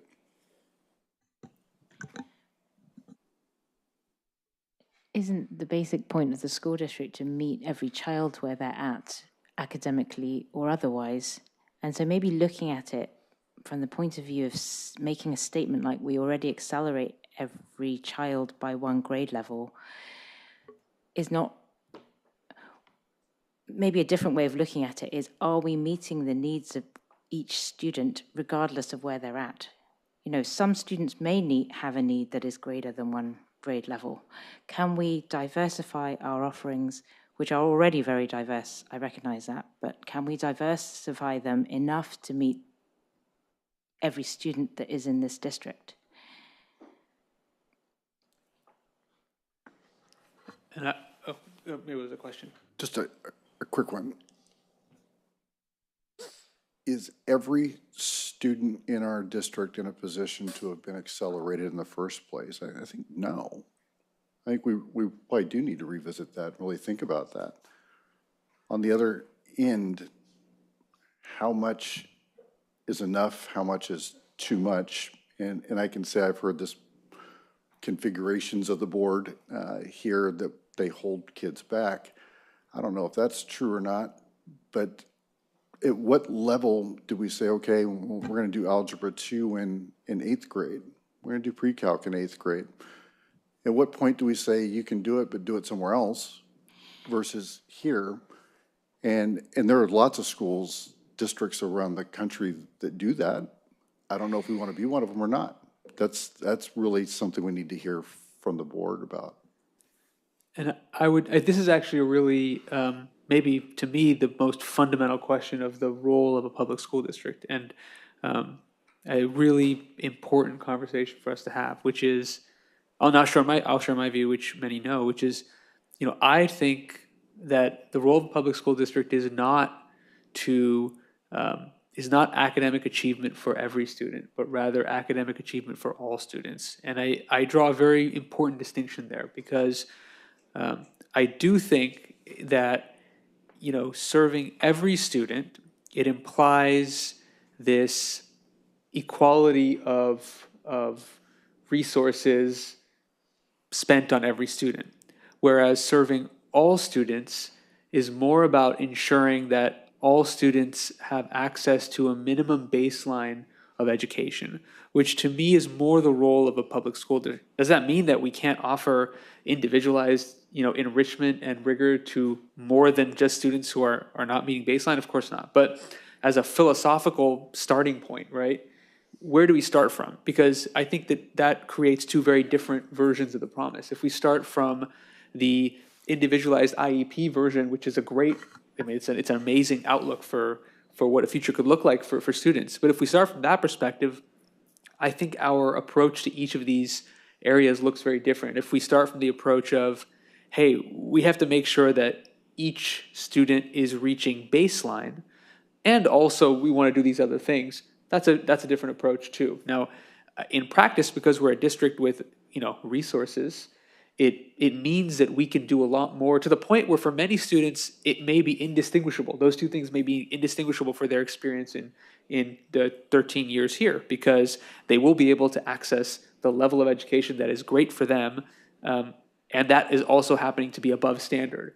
But I think that if we look, for example, right, if we have a promise that is built on the premise of an individualized education for every student, and in 10 years, when everybody on this board is gone, and so it will be the fault of the future board, we're in an immense structural deficit, and we have to pick and choose funding programs and initiatives, then it's going to make a difference to the district. What we have decided is the philosophical starting point for the promise. So while in practice it may be a distinction without a difference, I think it has a huge impact on the future in terms of what our thinking is. Are you saying that the impact would be financial because it's too expensive to create a system where we can have a public school district that provides an individualized education plan for each child? Yeah, I would say the impact would be in prioritization. I would say that if we are looking at making sure that all students are at least reaching baseline, then it costs less money to do that than it does to make sure that every student has the sort of tailored education plan that engages them in the way they deserve to be engaged. So if the rubber meets the road in terms of money, as one example, or resources or staffing, then how does the district choose priorities? And again, we rarely come up into that now, but there could be a future situation, and shouldn't we have considered that and decided that that's...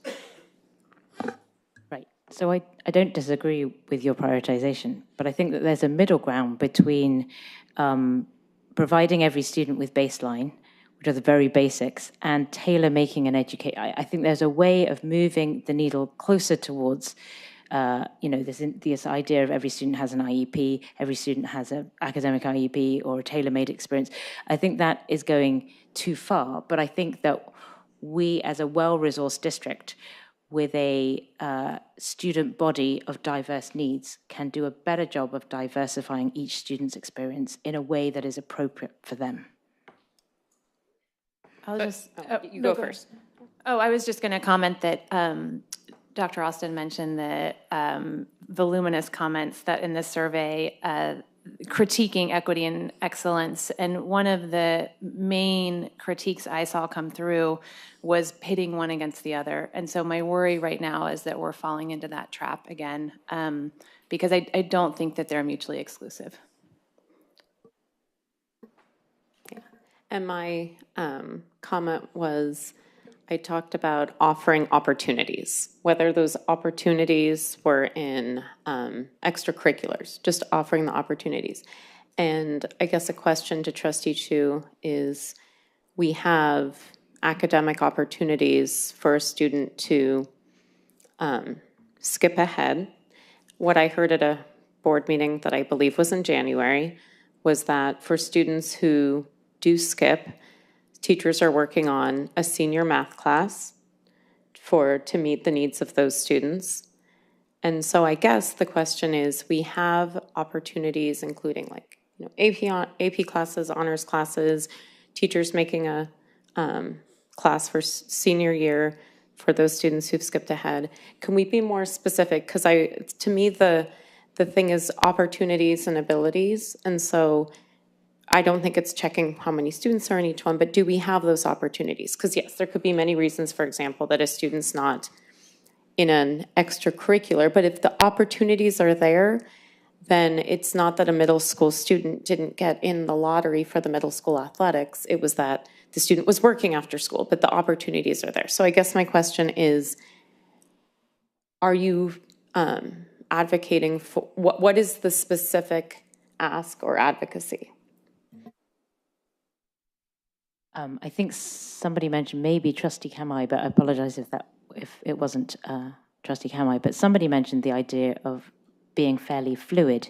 So I think our discussion here is there's a principle, and I think we have all landed on a principle where if push comes to shove, the prioritization should, of course, be students that are struggling. There's no question about that. So if we get to a point where we're running out of budget and the only budget is to provide the basics, sure, we provide the basics.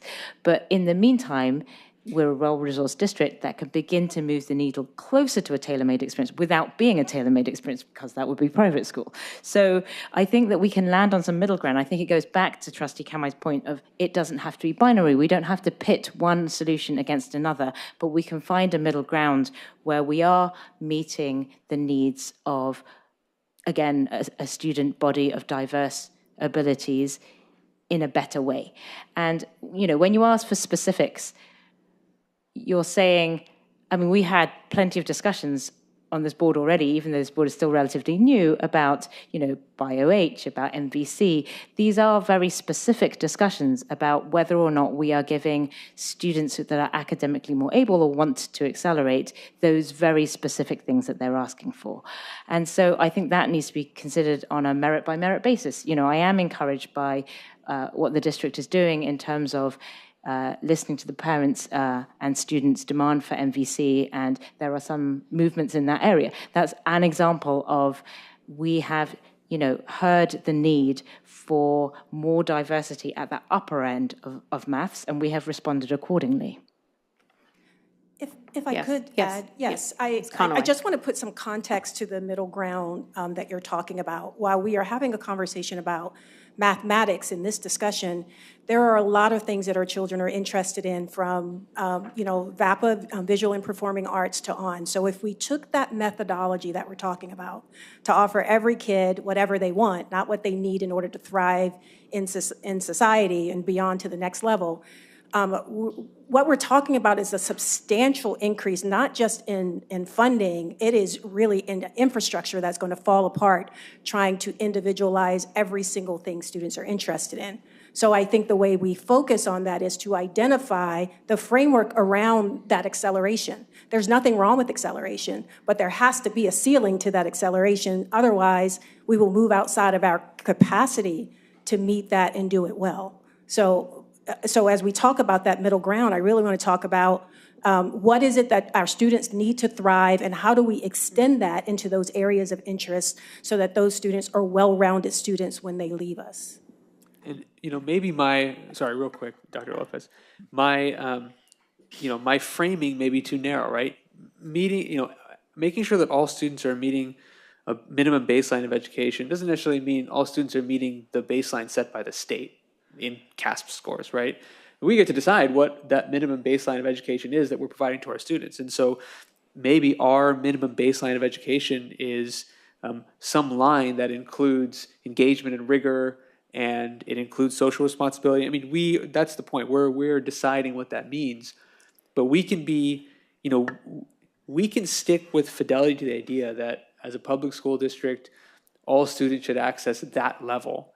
And then we get to decide what that level is, which is different. I still think different than, it incorporates some of these elements of it. Maybe this is the middle solution, but I think because it comes at it in a different way, right? It's a different approach than saying, let's meet each student where they are.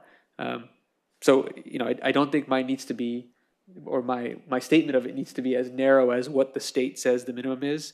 I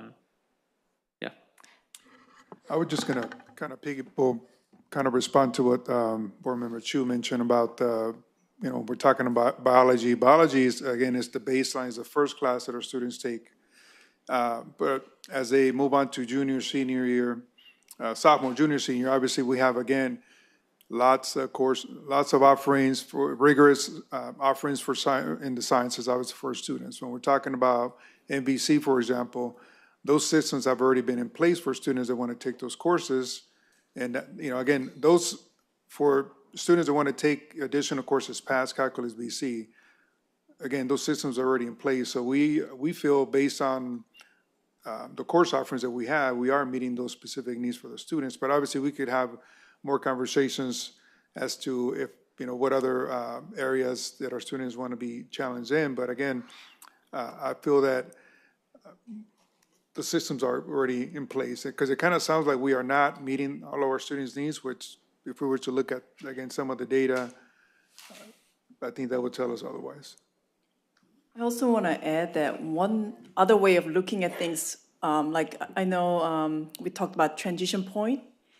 We're just talking about transition point during their PAUSD career as a student. But our students are going to transition to college, and they're going to transition to career, get a good job. And so we actually do have industry advisory board that meets here at the district and tell us how we can bridge the gap between education and career so that our kids, once they graduate from college, can get a good job and, make good wage. And some of the skill sets that they're telling us is like, we want to hire kids who can handle rejection, who can handle conflict. All those things I think we should think about as we think about this transition point, not just within PAUSD career, but beyond. Maybe that will help us kind of look at the big picture and backward plan. Thank you. That's helpful. Trustee Salzman? Dr. Che, I really like what you said in your comment. And for me, it brings up something I've been thinking a lot about, which is, what is our role as a school district? When we talk about future ready or when we talk about college and career ready, what does that really mean? What are the foundational skills and knowledge that our students need to have as they, reach each successive point in their lives? And to answer that question, I mean, we can either just sort of look to the state standards, which I don't know, my confidence level is not super high that's exactly the right answer.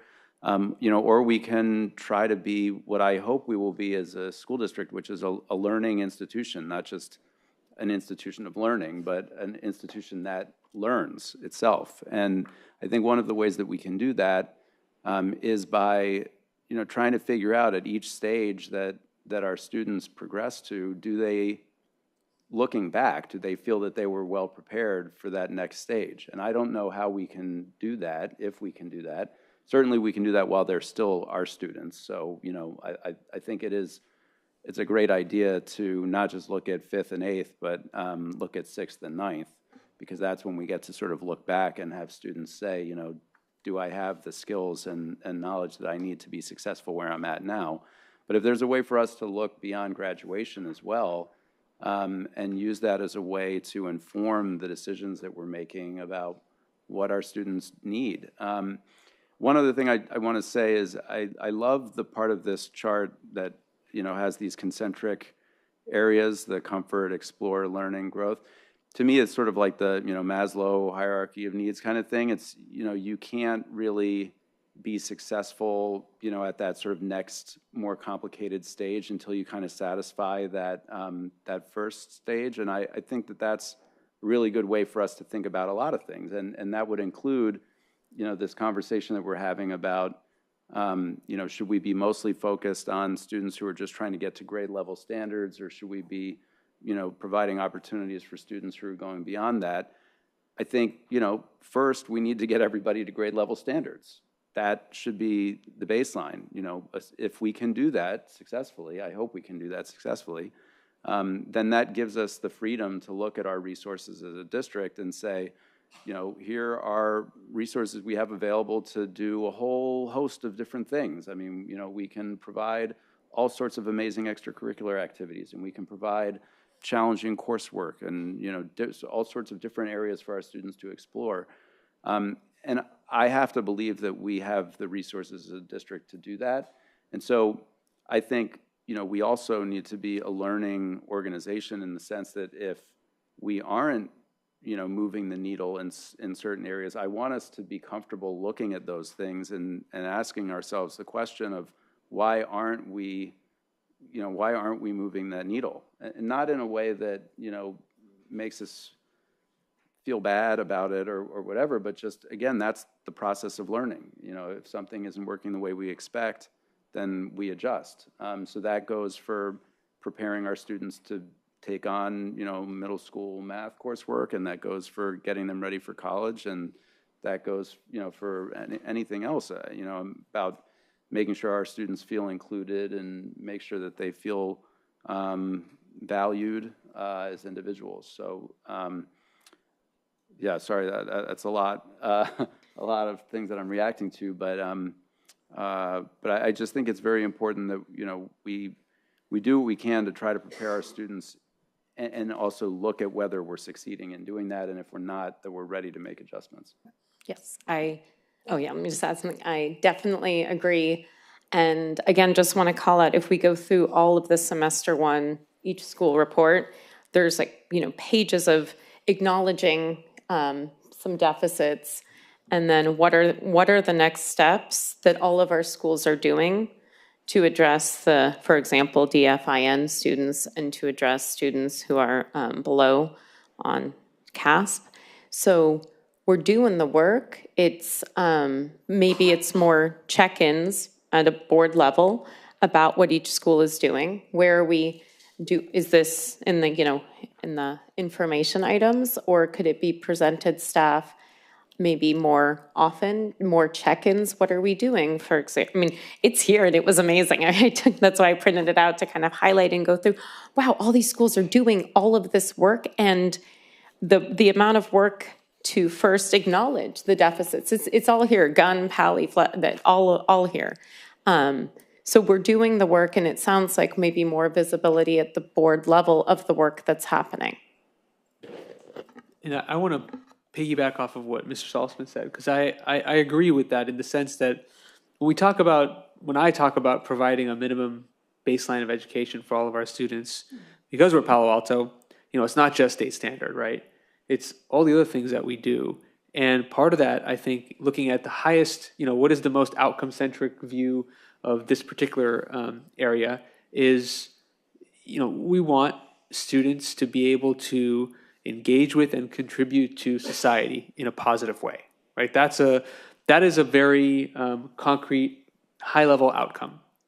And, you know, I am often reminded in my work as a lawyer about what the original purpose of public education in the United States was, which was to build a civically engaged and informed electorate who would help maintain the foundations of democracy, which was at that point very young in this country. And I think that over time, we have moved away from that, because I think as a society, we've sort of forgotten how important that is, and we're remembering it now, slowly. And so I think that a lot of things that we do in our district already are very key towards that. I think even things, you know, the serve and celebrate others priority goal that we've had for years now has been, I think, an incarnation of how we are focusing on that element of giving back and, you know, contributing to society and the people around us.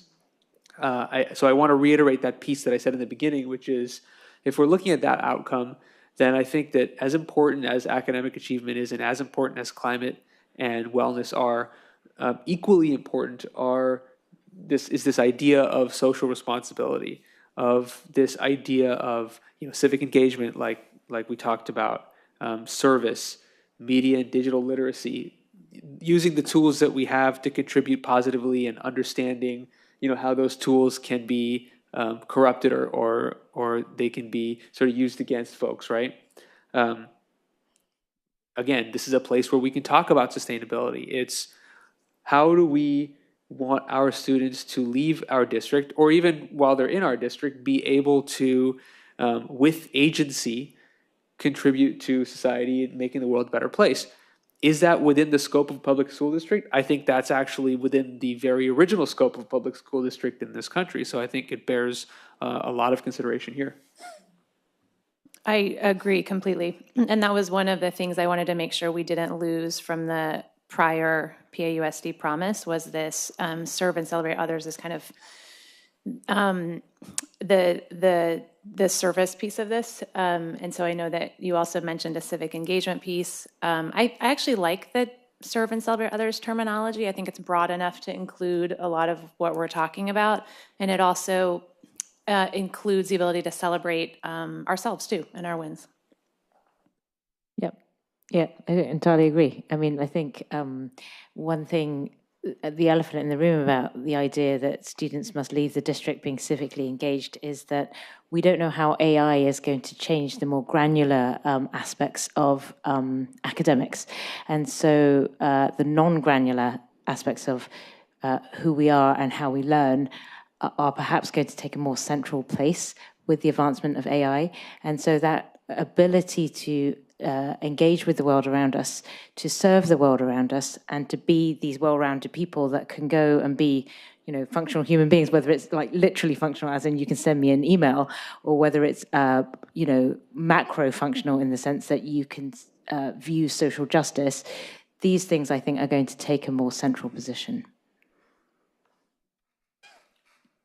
I agree, and I would just add a couple other things that I don't know if these are themes, if they're skill areas or what, but I know critical thinking was mentioned before, but as far as things that I think would serve our students well as they move through their education and beyond, that's got to be that's high up there for me at least.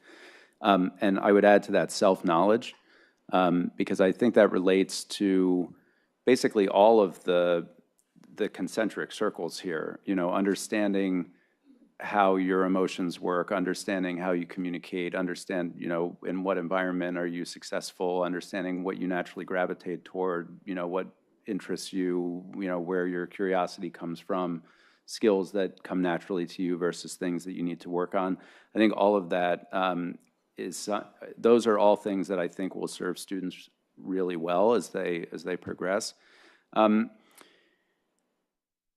We had, quite a few speakers talk about sustainability and advocating that we add sustainability to the promise. And I just want to bring that up because so far we haven't talked about that. But what it made me think about was we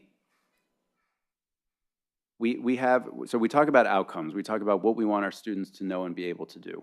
And those are things that ideally are measurable so that we know if we're achieving the outcomes or if our students are achieving those outcomes. And then those outcomes we can organize into these different sort of thematic buckets. And those buckets might change for various reasons, right? But then, there are potentially sort of lenses, sort of ways to look at these things that allow us to see them in slightly different lights. So sustainability might be more of a lens. I'm not sure, but and I wonder if that might be true for social responsibility and civic engagement as well. I don't know if those are outcomes as much as they are areas of emphasis or things that sort of permeate sort of the learning culture. So I'm curious to hear what my colleagues think about some of those things. Go first. Yes, I'm glad you brought up sustainability because I wanted to make sure, I do want to just, make sure that's part of the conversation. I also wanted to make sure that we touch on special ed and the stuff. So, that was going to be, okay. Sorry, so yes. That was going to be another lens. Okay, another lens, yes. Mention, that's fine. So sustainability, I feel the lens approach I really like. We've heard in previous board meetings that there's board support for a sustainability position. And I think that position, there will be a master plan which will help form the pieces of the PAUSD promise. But I think it's been clear with this board that there is support for sustainability to be interwoven in the promise. I think we can say that. And I just want to touch on what I think the piece of special education and focusing on co-teaching as part of what we look at next year. How is it going? What are the outcomes of the co-teaching? Looking at staffing, retaining staffing. So I did want to touch on that. And I just kind of wanted to sum up and then tying in to that which is a bigger picture, but supported and thriving staff is a key when we talk about like Maslow's hierarchy of needs and we have the PAUSD student and thriving staff is also a very important component to ensure a thriving student. So wanted to put that in there. as well. We used to have the very first iteration of the promise had a section called district operations. And we took it out because it sort of got a little bit, we incorporated all that. For example, budget is incorporated into everything we do. But it is true that if we're looking at it like this, and we're looking at in the periphery of these 4 middle areas, which I think now we've discussed as, in terms of outcomes, we've discussed this academic piece, right? The learning piece. I think I love using the word learning. I don't know why. The learning piece we've discussed. We've discussed the service and the sort of the contributions, the engagement, that piece, the civic engagement is the social contribution piece. And I think we've all kind of looked at the student as this sort of holistic, right, well-rounded student that we would like every student to be able to be. The student supports caring adults and equitable system that all support that. They do really rely on our staff. And so I think that one piece of the promise should be not focused on the student outcome, but focused on the staff, because they built the system. And so, for example, I think it's appropriate, Dr. Austin and the staff incorporated this great mental health, support service for staff. And it doesn't really fit into a mental health and wellness part of the puzzle we've been discussing, because we've really been discussing the student mental health and wellness piece, which can be very different. And so looking at staff, I think is important, because it helps us then make sure that the foundation for building the foundational skills and the social, emotional, and future ready student is there, because without obviously staff and teachers, we really can't do any of that. Yeah, I was just thinking through what you're saying and agree, because in my head, teachers and staff are part of all of this, right? It's part of the learning, right? In terms of different supports for every member of staff. It's part of the socio-emotional. It's part of everything we're talking about. So I wonder if instead in the middle, could we just say PAUSD and not specify whether it's student or staff or teacher? I wonder if there's a way to incorporate that this is broader than just for the student. Would be one way to think about it. Just something to think about. If we're centering the student, obviously one of the goals is to make sure that we have high quality, thriving teachers that are serving them. But I think the core really needs to be, what do we want to see for our students, and having our educators are a vehicle to get to the student outcome that we're looking at. Just one way to think about it. That's how I kind of viewed it too, is the student is the center, but making sure that the staff is in one of the buckets surrounding. Maybe we to could ensure. still put it underneath each of the buckets, or in some way. Is that what you're thinking, or are you thinking a separate one? More, because the foundational skills, and it's that if our staff, what does it mean for our staff to feel supported, right? Is I think what we're looking at. So when staff feel valued, supported, professionally nourished, I know we have PD, right? And we're just serving them, making sure it's the PD that they're feeling they need. Are they feeling heard? So a priority area, right, that's staff wellness, professional growth, collaborative leadership, the adult thriving center to the student thriving, but I wouldn't put the staff in the center of this piece, but just that we're also looking at that to ensure that the student is thriving. Is kind of how I was looking at. And one other piece, just because is with the co-teaching piece, also looking, because that's kind of a narrow focus, but looking at our student supports in general, looking at our scheduling models, such as elementary school, which elementary school models are their response to intervention models that we're looking at, because different, elementary schools have different models. So just looking at our models and our supports, and one support is co-teaching. So that was narrow, right? I have to think, okay, that was narrow, but broader, looking at all the supports and measuring the outcomes of these supports. Just something for you to think about. Yeah. I know you mentioned co-teaching, which is a buzzword often used. It really is one very, very small component of special education and support services. And it is one vehicle, but I wouldn't want to put all of our eggs in just one basket, although that is an important feature of our work.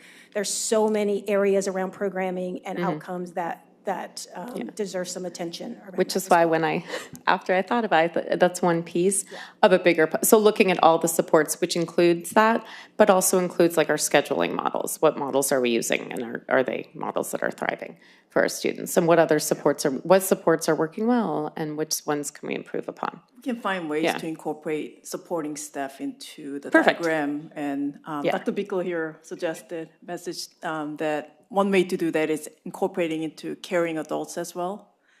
Perfect. But we'll find. Yeah, we'll find a way. Yeah, Perfect. yeah. That's staff work. We do appreciate that. Yeah. As a staff. Is there, now that we're close to our, no, it's not a time limit, but I'm just wondering whether staff, whether there are inconsistencies or gaps that you have heard or haven't heard that would be helpful for us to address up here, to talk about. Yeah. I think there are some inconsistencies, and I want to start by saying I'm thankful for that, because that means people are sharing their opinions and not looking for groupthink. And the notes I've taken here are extensive, and we're going to work back through these and try to find where the common places are first. So as I'm looking at this, we also discussed things without calling them out. So you hit on themes around mental health throughout places where you weren't explicitly calling out mental health. That's good. I wrote a whole section here about how we can capture information about staff that could be really important. We've talked about it before as having I don't know how to describe it, but it's like almost like a health indicator of the district that would show when we're feeling pretty good about things, these things are true. And you really helped in those places. We're also helped. Personally, I don't think sustainability should be a standalone pillar, but you gave a lot of places where it could naturally fit in other places that makes a ton of sense. So that's the beauty of having these conversations, is you can come in with something like, no, that doesn't fit.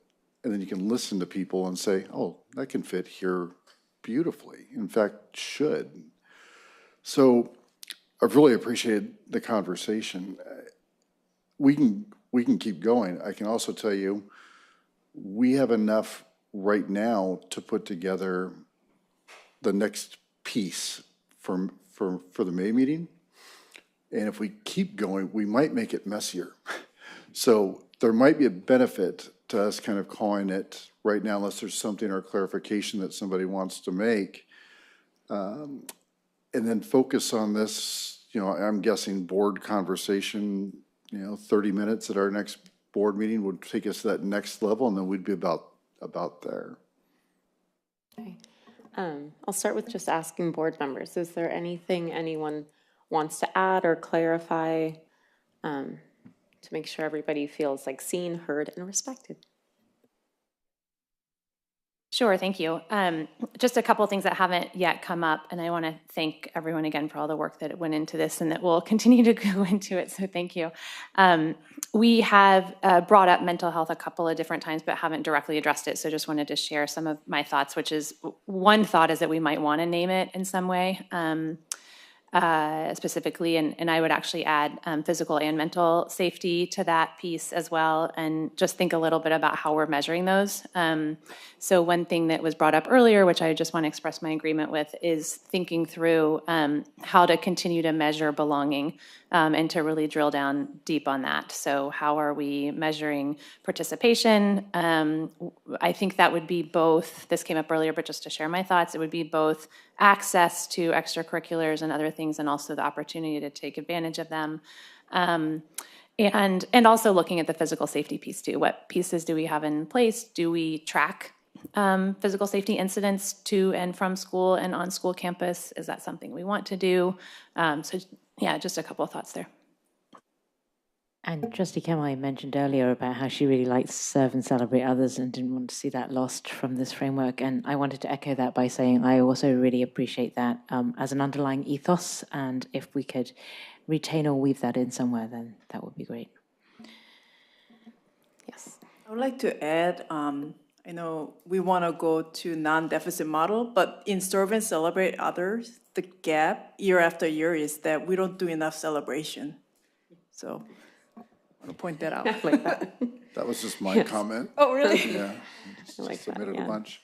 So yes, I agree with Ms. Kamhai's comments about mental health and wellness and physical safety as well as mental safety. And I also wanted to share that we have a mental health committee, and starting in the fall, there will be 2 board members on this committee. I'm thinking like an ad hoc committee that will have 2 board members on it. I've already nominated myself to be on this committee, but just a way to get the board engagement on that committee as well. Just wanted to share that piece that came out of City School Liaison Committee.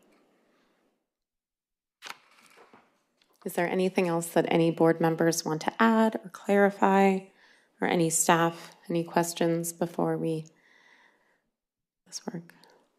Then I want to thank every community member who came to speak, every student who came to speak. I also want to thank every board member. We have not had, since I've been on the board, we have not had a PAUSD study session.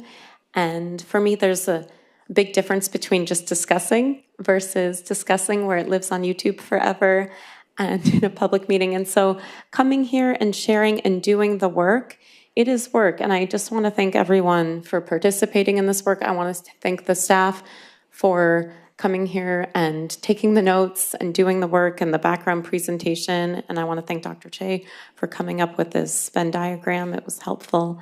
And Dr. Austin, thank you for facilitating the meeting. And again, thank you to all staff for being here today. So if there are not any other comments, then this special study session is adjourned.